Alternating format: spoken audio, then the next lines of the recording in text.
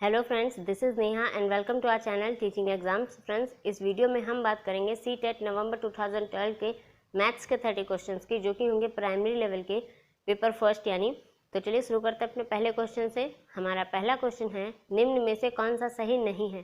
4 option दे रखे हैं, हमें इसमें से बताना है कि कौन सा ऑप्शन सही नहीं है। तो 1 मिलीमीटर में 0.1 सेंटीमीटर होता है, सही है।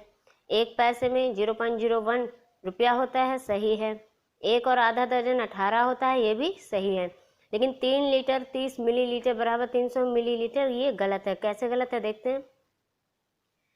1 लीटर में होता है 1000 मिलीलीटर, ठीक है।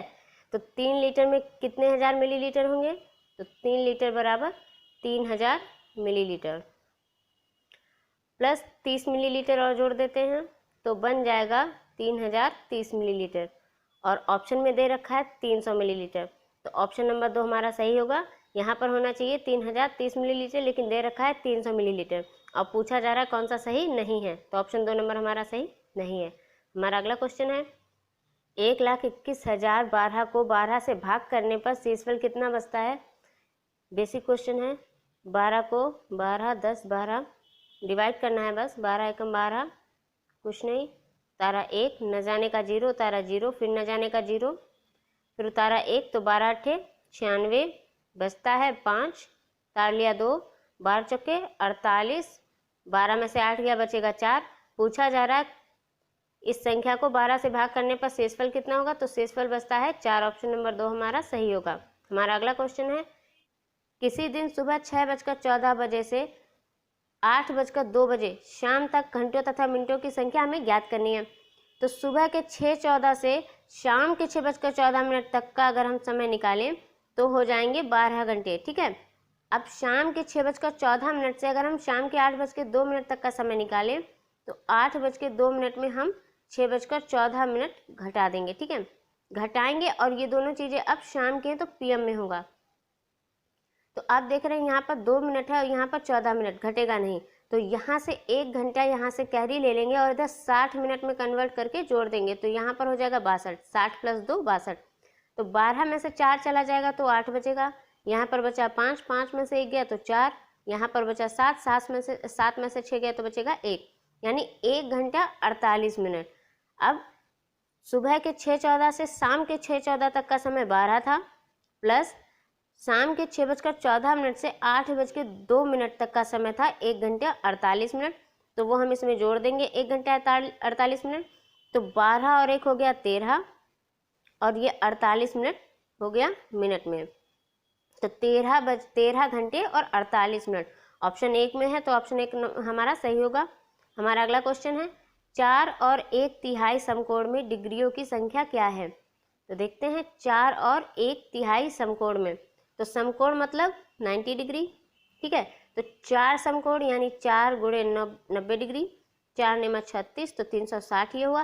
फिर दे रखा है 1/3 समकोण, तो 1/3 समकोण यानी 90, काट देते हैं, 3 × 3 = 9, 0 यानी 30। तो इसी को फिर हम जोड़ लेंगे, 0 का 0, 6 × 3 = 9, 3, 390। तो डिग्रियों की संख्या पूछी है तो 390, ऑप्शन 3 हमारा सही होगा। हमारा अगला क्वेश्चन है, 2/3 में कितने 1/6 हैं। हमने पिछले मैथ्स के पेपर में भी ऐसा क्वेश्चन सॉल्व किया था। जब भी ऐसे क्वेश्चन आए तो कुछ नहीं, 2/3 में कितने 1/6 हैं, तो बटे में कर दीजिए, या फिर 2/3 और ये जो कितने पूछा जाता है इसको पलट कर लिख दीजिए गुणा में। तो 3 एकम 3, 3 दूनी 6, 2 दूनी 4, तो 2/3 में 4 1/6 है। ऑप्शन 1 हमारा सही होगा।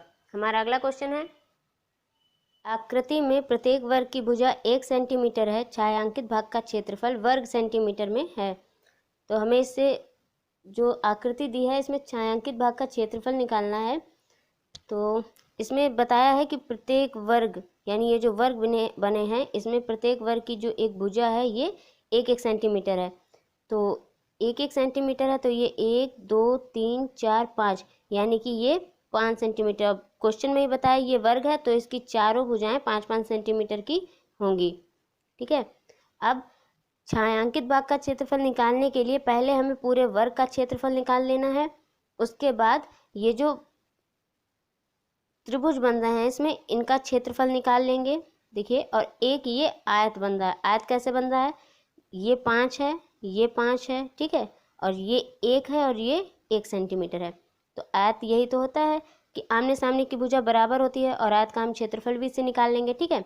तो जब हम इन तीनों त्रिभुजों का क्षेत्रफल और एक इस आयत का क्षेत्रफल निकाल कर जोड़ेंगे और पूरे वर्ग के क्षेत्रफल में से घटा देंगे, तो हमें ये छायांकित भाग का क्षेत्रफल प्राप्त हो जाएगा, ठीक है। तो आयत का क्षेत्रफल निकालते हैं पहले इसका। तो ये 5 है, ये भी 5 है, ये 1 है और ये 1 सेंटीमीटर। आयत के क्षेत्रफल का फॉर्मूला होता है लंबाई गुणे चौड़ाई। तो लंबाई है यहाँ पर 5, चौड़ाई है 1, तो 5 गुणा 1 बराबर 5। ये आयत का क्षेत्रफल निकला है। अब हम त्रिभुज का क्षेत्रफल निकालेंगे। किसी भी त्रिभुज का क्षेत्रफल निकालने के लिए ये जैसे आधार होता है बी से डिनोट करेंगे, ये होगा ऊंचाई और ये होता है हमारा कर्ण, ठीक है। तो इसको हटा देते हैं पहले।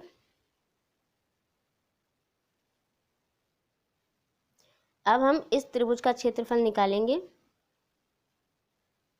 इसका।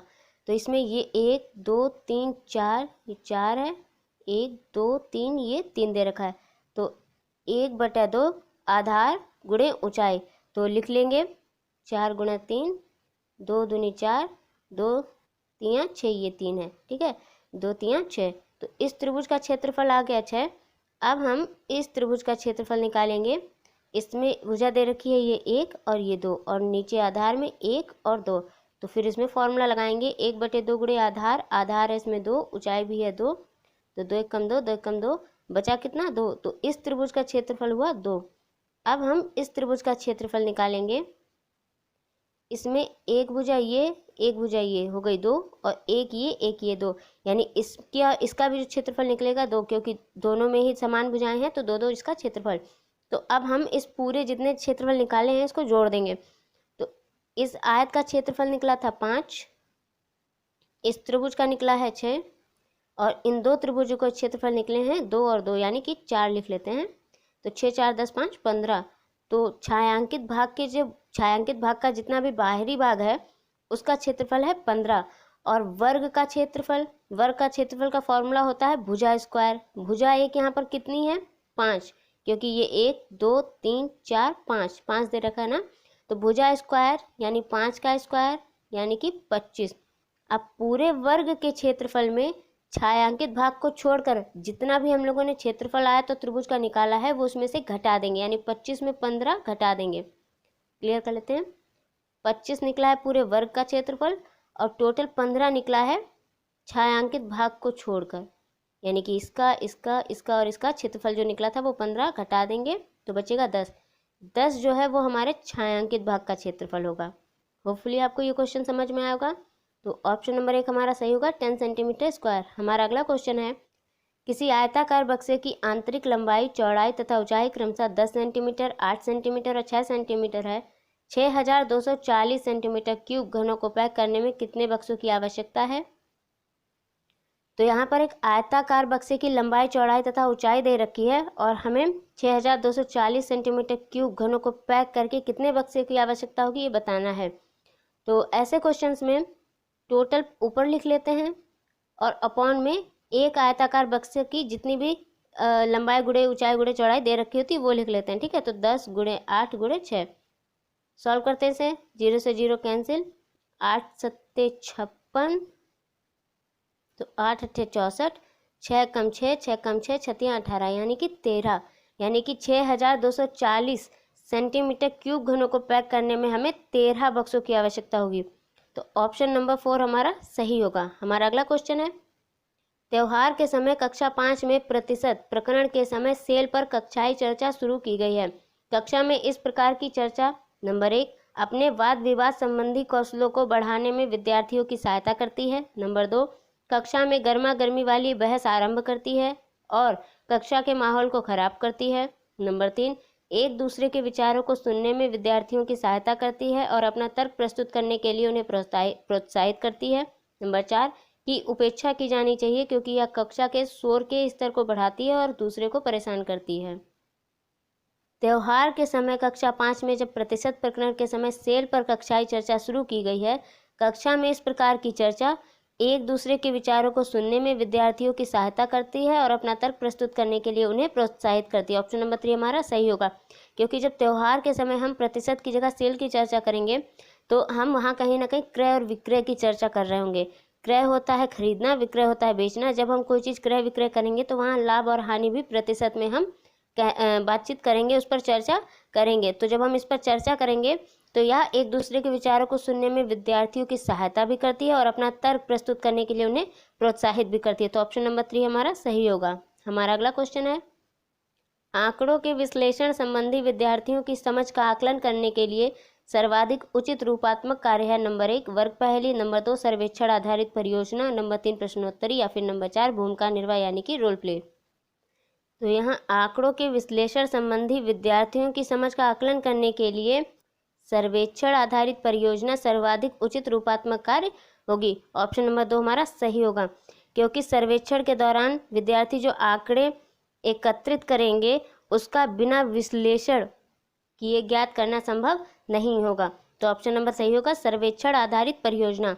हमारा अगला क्वेश्चन है, पियाजे का विश्वास था कि सामाजिक अनुदेशन से सीखना होता है और गणित का एक शिक्षक पियाजे के सिद्धांत में विश्वास करते हुए नंबर 1 विभेदित अनुदेशन का प्रयोग करेगा, नंबर 2 चौक और टॉक पद्धति का प्रयोग करेगा, नंबर 3 कक्षा में बहुत सारे हस्त परिचालकों का प्रयोगशाला गतिविधियों का प्रयोग करेगा, या फिर नंबर 4 सामूहिक परियोजना और सामूहिक परिचर्चा का प्रयोग करेगा।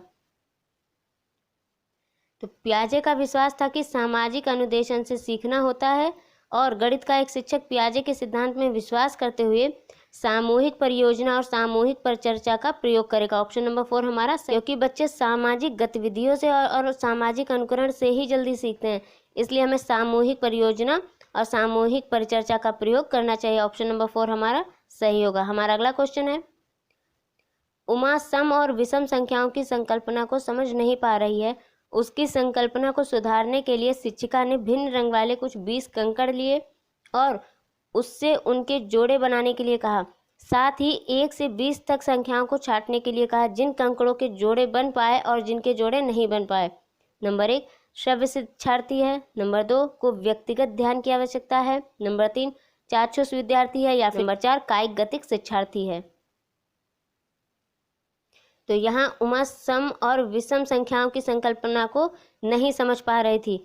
उसकी संकल्पना को सुधारने के लिए शिक्षिका ने भिन्न रंग वाले कुछ 20 कंकड़ लिए और उससे उनके जोड़े बनाने के लिए कहा। साथ ही 1 से 20 तक संख्याओं को छांटने के लिए कहा, जिन कंकड़ों के जोड़े बन पाए और जिनके जोड़े नहीं बन पाए। तो यह किस ओर संकेत करती है कि उमा को व्यक्तिगत ध्यान की आवश्यकता है। तो ऑप्शन नंबर 2 हमारा सही होगा। हमारा अगला क्वेश्चन है, प्रदीप को एक टूटा हुआ रूलर जिस पर 2, 3, 4, 5, 6 दिखाया गया है और पूछा जाता है कि रूलर में 6 सेंटीमीटर कहाँ है। वह रूलर उठाता है और रूलर पर 5 सेंटीमीटर के निशान को चिन्हित करता है। उसका उत्तर नंबर 1 गलत है, क्योंकि रूलर टूटा हुआ है और उसे 2 से शुरू करना चाहिए था और 7 को चिन्हित करना था, जो कि वांछनीय चिन्हित है। नंबर 2 यह बता रहा है कि उसकी संकल्पना त्रुटिपूर्ण है कि 5 सेंटीमीटर एक बिंदु के रूप में है, ना कि लंबाई के रूप में। नंबर 3 सही है, क्योंकि उसने रूलर पर 5 सेंटीमीटर के निशान को सही चिन्हित किया है। या फिर नंबर 4 गलत है, क्योंकि वह केवल निशान को देख रहा है, ना कि 0 और 5 के रूप में चिन्हित 2 बिंदुओं के बीच की दूरी को।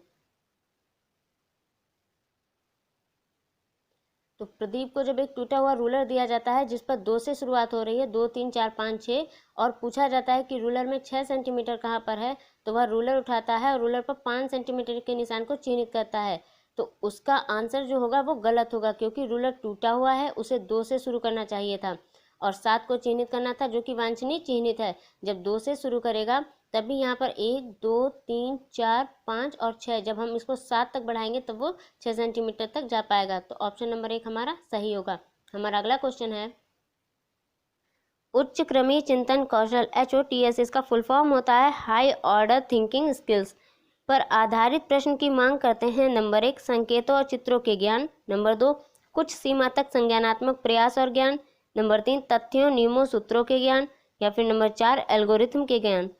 तो जब उच्च क्रमीय चिंतन कौशल पर आधारित प्रश्न मांग की जाती है तो कुछ सीमा तक संज्ञानात्मक प्रयास और ज्ञान। ऑप्शन नंबर 2 हमारा सही होगा, क्योंकि कुछ सीमा तक संज्ञानात्मक ज्ञान प्राप्त करने के लिए हमें संज्ञानात्मक प्रयास की आवश्यकता होती है और जब हमें हाई ऑर्डर थिंकिंग स्किल्स की जरूरत पड़ती है तो हमें क्रिटिकल थिंकिंग की भी जरूरत पड़ती है, ठीक है। तो इसीलिए उच्च क्रमी चिंतन कौशल पर आधारित प्रश्न कुछ सीमा तक संज्ञानात्मक प्रयास और ज्ञान की मांग करते हैं। तो ऑप्शन नंबर 2 हमारा सही होगा। हमारा अगला क्वेश्चन है, हामिदा अपने विद्यार्थियों की गणितीय योग्यता को समृद्ध करने के लिए उन्हें सदा संख्या प्रतिरूपों का अवलोकन करने और परिकल्पना बनाने देती है।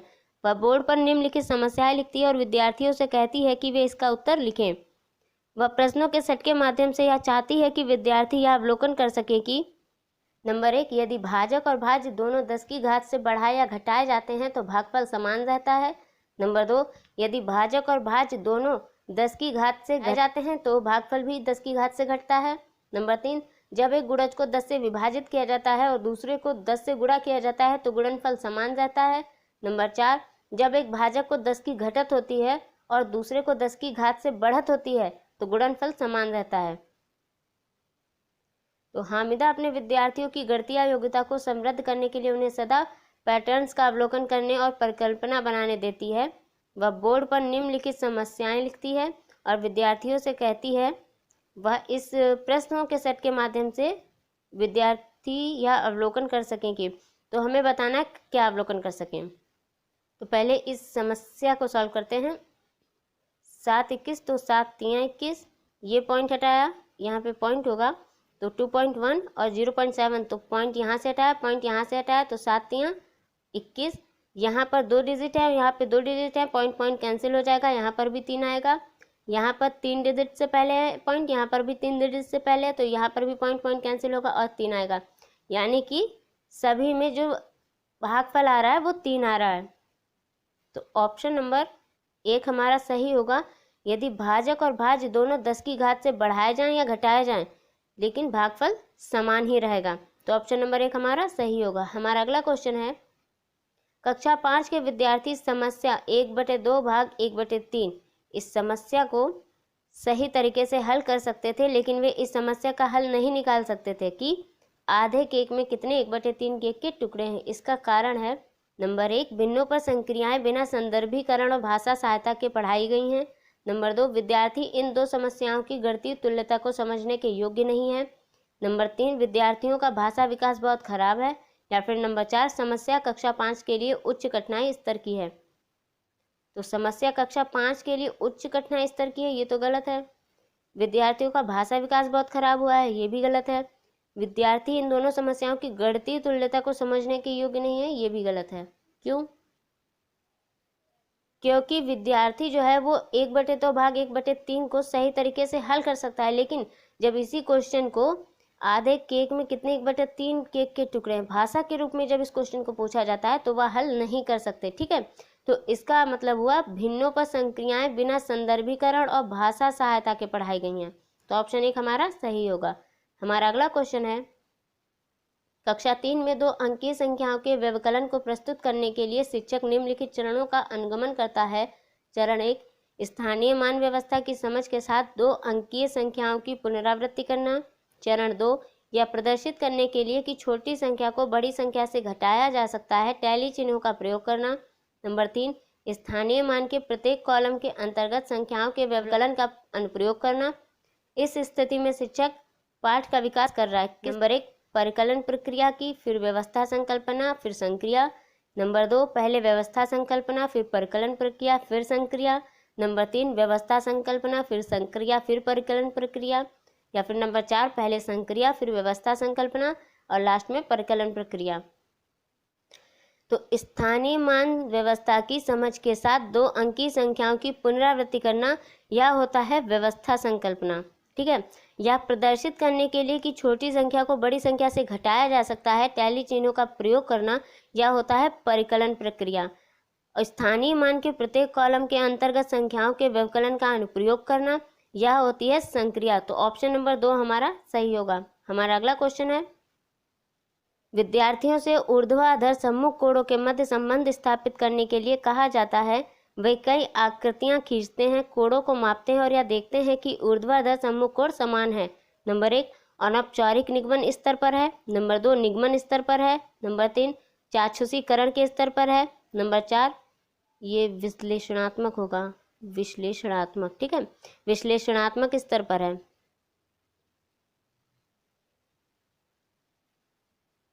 ठीक है, तो विद्यार्थियों से जब ऊर्ध्वाधर समूह कोणों के मध्य संबंध स्थापित करने के लिए कहा जाता है और कई आकृतियां खींचते हैं, कोणों को मापते हैं और देखते हैं कि ऊर्ध्वाधर समूह कोण समान है, तो वे विश्लेषणात्मक स्तर पर है। ठीक है, ऑप्शन नंबर 4 हमारा सही होगा। हमारा अगला क्वेश्चन है, कक्षा में शिक्षिका विद्यार्थियों को विभिन्न प्रकार से चतुर्भुज को परिभाषित करने के लिए कहती हैं। शिक्षिका का उद्देश्य नंबर 1 सभी परिभाषाओं को कंठस्थ करने में विद्यार्थियों की सहायता करना। नंबर 2 परिभाषाओं पर आधारित चतुर्भुज की सभी समस्याओं की व्याख्या करने में विद्यार्थियों की सहायता करना। नंबर 3 विभिन्न परिभाषाओं को खोजने में विद्यार्थियों की सहायता करना। नंबर 4 विभिन्न परिप्रेक्ष्यों से चतुर्भुज को समझने में विद्यार्थियों की सहायता करना। तो कक्षा में शिक्षिका विद्यार्थियों को विभिन्न प्रकार से चतुर्भुज को परिभाषित करने के लिए कहती हैं। जब विभिन्न प्रकार से चतुर्भुज को परिभाषित किया जाएगा तो विभिन्न परिप्रेक्ष्यों से चतुर्भुज को समझाने की भी आवश्यकता पड़ेगी। तो ऑप्शन नंबर 4 हमारा सही होगा। हमारा अगला क्वेश्चन है, कक्षा 4 में बिंदु और रेखा पर ज्यामिति पाठ के लिए आकलन निर्देश होंगे। नंबर 1 परिशुद्ध रूप से सेंटीमीटर और इंचों में रेखाखंड को माप सकता है और रेखाखंड के अंतः बिंदुओं को चिन्हित कर सकता है। नंबर 2 रेखा किरण और रेखाखंड में अंतर कर सकता है और उन्हें परिभाषित कर सकता है। नंबर 3 रेखा और रेखाखंड में अंतर कर सकता है, बिंदु चिन्हित कर सकता है, दी गई लंबाई के अनुसार परिशुद्ध रूप से रेखाखंड खींच सकता है। नंबर 4 सेंटीमीटर और इंचों में रेखा को परिशुद्ध रूप से माप सकता है, रेखा का नाम बता सकता है। तो क्वेश्चन कह रहा है कक्षा 4 में बिंदु और रेखा पर ज्यामिति पाठ के लिए आकलन निर्देश होंगे। रेखा किरण और रेखाखंड में अंतर कर सकता है और उन्हें परिभाषित कर सकता है, क्योंकि यहाँ कक्षा 4 की बात हो रही है। ऑप्शन नंबर 2 हमारा सही होगा। हमारा अगला क्वेश्चन है, किन दो संख्याओं को गुणा करने पर 24 गुणनफल प्राप्त होगा। नंबर 1 बच्चे की सामान्य समस्या समाधान रणनीतियों को सुलझाता है ताकि वह सही उत्तर दे सके। नंबर 2 अधिसंज्ञानात्मक रूप से चिंतन करने में बच्चे की सहायता करता है। नंबर 3 मुक्त अंत वाला प्रश्न है क्योंकि इसके एक से अधिक उत्तर हैं। नंबर 4 बद्ध नहीं होता है, यहाँ बंद होगा, बंद, क्लोज एंडेड। बंद अंत वाला प्रश्न है क्योंकि इसके निश्चित संख्या में उत्तर हैं। तो जब दो संख्याओं को गुणा करने पर 24, तो यहाँ पर ऑप्शन नंबर 3 हमारा सही होगा। मुक्त अंत वाला प्रश्न है क्योंकि इसके एक से अधिक उत्तर हैं। कैसे? 3 अठे 24, 12 दूनी 24, 4 छंगा 24, 6 चक्के 24। तो इसके कई आंसर हो सकते हैं। ठीक है, तो ये मुक्त अंत वाला प्रश्न होगा। ऑप्शन 3 हमारा सही होगा। अगर क्लोज एंडेड की बात की जाए तो क्लोज एंडेड वो प्रश्न होते हैं जिसके एक निश्चित संख्या में उत्तर होते हैं और मुक्त अंत वाले जिसके एक से अधिक उत्तर होते हैं। ठीक है, हमारा अगला क्वेश्चन है, कक्षा 4 का बच्चा 482 को 482 पढ़ता है लेकिन 40,082 लिखता है, या शिक्षक के लिए किस ओर संकेत करता है। नंबर 1 बच्चा संख्या की अभिव्यक्ति के विस्तारित रूप और लघु रूप से भ्रमित है। नंबर 2 शिक्षक को स्थानीय मान विषय तभी पढ़ाना चाहिए जब बच्चे संख्याओं को भली प्रकार लिखना सीख जाएं। नंबर 3 बच्चा कक्षा में एकाग्र नहीं है और ध्यान से नहीं सुनता। नंबर 4 बच्चा ध्यान से सुनता है लेकिन स्थानीय मान की समझ स्थापित नहीं कर पाया है। तो ऑप्शन नंबर 4 हमारा सबसे सही होगा, क्योंकि जब बच्चा 482 को 482 पढ़ सकता है लेकिन लिख नहीं पाता है, तो बच्चा ध्यान से सुनता है लेकिन स्थानीय मान की समझ स्थापित नहीं कर पाता है। तो ऑप्शन नंबर 4 हमारा सही होगा। हमारा अगला क्वेश्चन है, शैलजा विभिन्न तरीकों से संख्या को व्यक्त कर सकती है। उदाहरण के लिए 4 को 2+2 अथवा 4 को 1+3 आदि। वह संख्या की किस विकासात्मक अवस्था पर है। नंबर 1 गुणनखंडीय अवस्था, नंबर 2 संक्रिय अवस्था, नंबर 3 परिमाणात्मक अवस्था, या फिर नंबर 4 विभाजनात्मक अवस्था। तो जब शैलजा 4 को 2+2, 4 को 1+3 इन संख्याओं को इस तरह से व्यक्त कर सकती है तो वह संक्रिय अवस्था पर है। तो ऑप्शन नंबर 2 हमारा सही होगा। हमारा अगला क्वेश्चन है, संख्या 100 के सभी गुणनखंडों का योगफल है। संख्या 100 के हमें सभी गुणनखंड पहले निकालने होंगे। तो सबसे पहले हम 100 के गुणनखंड करते हैं, 1 से स्टार्ट करते हैं। 1 गुणा 100 बराबर 100, 2 गुणे 50 बराबर 100, फिर 3 से नहीं 4, 4 गुणे 25, 25 चक्के 100, फिर 5 गुणे 20, 20 पंचे 100, फिर लास्ट में 10 गुणे 10 बराबर 100। तो अब यहाँ पर देख रहे हैं 10 2 बार आया है, हमें जब इसमें 2 बार आते हैं कोई संख्या तो हमें उन्हें काउंट एक ही बार करना होता है, और बाकी संख्याओं को, इन बाकी संख्याओं को हम जोड़ देंगे, क्योंकि संख्या 100 के सभी गुणनखंडों का हमें योगफल ज्ञात करना है। तो जोड़ते हैं, 2 और 1 3, 4 3 7, 7 5 12, 12 10 22। 10 को हमें एक ही बार काउंट करना है। अब इस वाले को हम जोड़ते हैं, 100 और 50 150, 150 और 25 175, 175 और 20 195, 195 इसमें हम और जोड़ दें तो ये 7 9 10 और 11 और 1 1 2 217। ऑप्शन नंबर 1 हमारा सही होगा। संख्या 100 के सभी गुणनखंडों का योगफल होगा 217।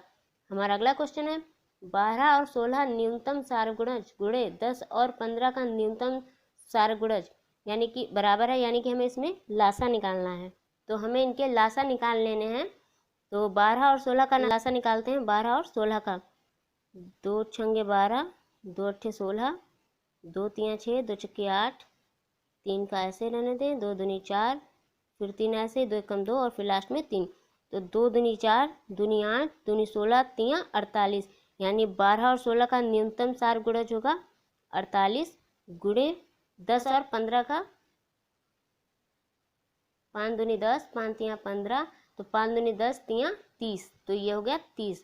तो इसको गुणा करते हैं, 3 अट्ठे 24, हासिल 2, 3 चौके 12 2 14, 1440। ऑप्शन नंबर 1 हमारा सही होगा। हमारा अगला क्वेश्चन है, 2424 में 2 स्थानीय मानों का योगफल क्या है।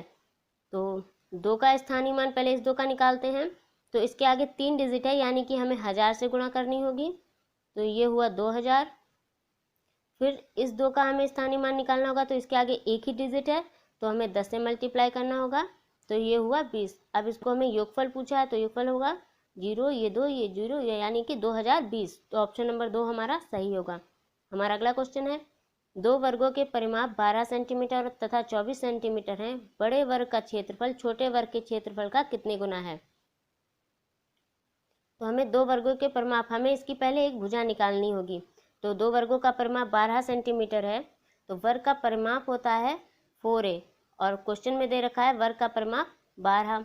ठीक है, तो 4 एकम 4, 4 तियाँ 12, तो a बराबर 3 तथा 24 सेंटीमीटर इसका निकालते हैं। तो a 4a बराबर 24, तो 4 एकम 4, 4 छंगा 24, तो a बराबर 6, यानी एक वर्ग का आया है एक भुजा 3 और दूसरे वर्ग की एक भुजा आई है 6। ठीक है, तो बड़े वर्ग का क्षेत्रफल छोटे वर्ग के क्षेत्रफल का कितने गुना है।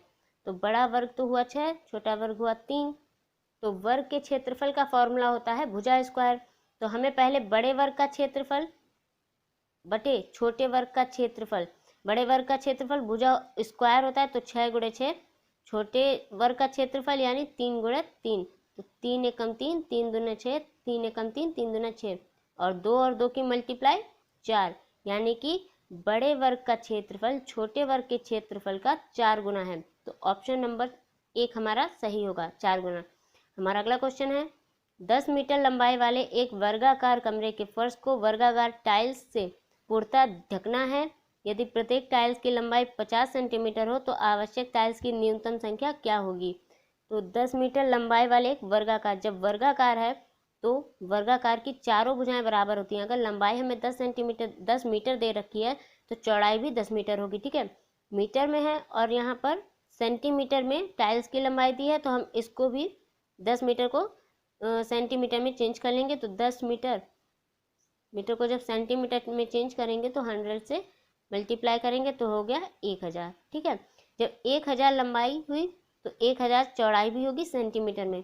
लंबाई गुणे चौड़ाई, ये हमने क्या निकाल लिया है, वर्गाकार का क्षेत्रफल। ठीक है, अब प्रत्येक टाइल्स की लंबाई 50 सेंटीमीटर दे रखी है, 50 सेंटीमीटर, तो दूसरी भुजा भी होगी 50 सेंटीमीटर। इसे हमें अपॉन में डिवाइड मतलब कर देना है, तो 50 गुणे 50 सॉल्व करना है। तो 1 0 2 0 2 0 कैंसिल यहाँ से, 5 एकम 5, 5 दूनी 10, 5 एकम 5, 5 दूनी 10 और ये 2 0, तो 200 गुणा 2 हुआ 400। तो ऑप्शन नंबर 1 हमारा सही होगा।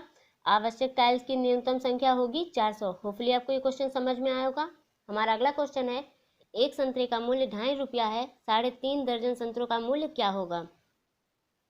3.5, एक दर्जन में होते हैं 12, 2 दर्जन में फिर तीसरा दर्जन और 3.5 यानी आधा और, यानी कि 6 और, तो 6 2 2 4 6 4 10 2 12, हासिल लगा 1, तो ये हो गया 4, यानी कि 42 संतरों का मूल्य क्या होगा।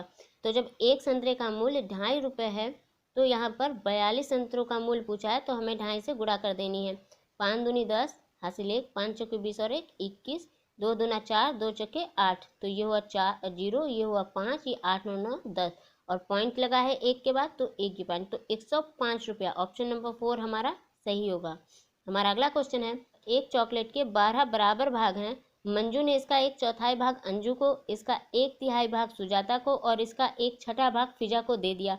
मंजू के पास अब चॉकलेट के बचे भाग हैं, तो एक चॉकलेट के बराबर भाग हैं 12। मंजू ने इसका 1/4 भाग अंजू को, यानी को अंजू को जो मिलता है 1/4 भाग, वो भी 12 में से, तो 1/4 भाग हुआ, तो 4 एकम 4, 4 तियाँ 12, यानी कि 3। फिर इसका 1/3 भाग सुजाता को, यानी कि सुजाता को भी 12 का 1/3 भाग मिला, तो 3 एकम 3, 3 चौके 12 4, ठीक है। फिर इसका 1/6 भाग फिजा को दे दिया, यानी कि फिजा को दिया है 12 का 1/6 भाग, तो 1/6 1/6 हो गया, 6 एकम 6, 6 दूनी 12। तो मंजू के पास अब चॉकलेट कितने बचे, तो पहले देख लेते हैं टोटल इनके पास से गए कितने हैं, तो 2 + 3 5 + 4 9, 12 थे, 9 दे दिए, बचे कितने 3, तो मंजू के पास अब चॉकलेट के बचे भाग होंगे 3। ऑप्शन नंबर 1 हमारा सही होगा। हमारा अगला क्वेश्चन है, गुणनफल 140 गुणा 101 में क्या जोड़ा जाए जिससे कि 14,414 प्राप्त हो। तो 140 में 140 गुणे 101 में मान लिया x जोड़ दें तो हमें 14,414 प्राप्त होगा। अब इसको पहले हम मल्टीप्लाई कर लेते हैं, ये 140 आएगा, फिर 000, फिर 041, ठीक है, 04141, यानी 14,140। तो इसको जब इस संख्या को जब हम इधर लेकर जाएंगे तो माइनस में हो जाएगी, तो ये x हो गया। इधर 14,414 में ये जब संख्या इधर ले जाएंगे तो ये माइनस हो जाएगी, तो ये संख्या है 14,140, माइनस कर देंगे, 4 बचा, 9 10 11, 11 में से 4 गया तो बचेगा 7, 3 में से 1 गया बचेगा 2, यानी 274। ऑप्शन नंबर 274, ऑप्शन नंबर 4 हमारा सही होगा। तो ये थे 30 क्वेश्चंस मैथ्स के जो कि सीटेट नवंबर 2012 के थे। तो फ्रेंड्स, अगर आपको इन सभी क्वेश्चंस में कोई भी एक क्वेश्चन या 2 क्वेश्चन डाउट हो तो आप मुझे कमेंट बॉक्स में पूछ सकते हैं। और अगर आपको यह वीडियो अच्छा लगे तो मेक श्योर मेरे चैनल को सब्सक्राइब करें, वीडियो को लाइक करें और बेल बटन को प्रेस करना ना भूलें ताकि मेरी नई वीडियोज़ की नोटिफिकेशन आप तक पहुँच सके। Till then bye, take care and thank you for watching.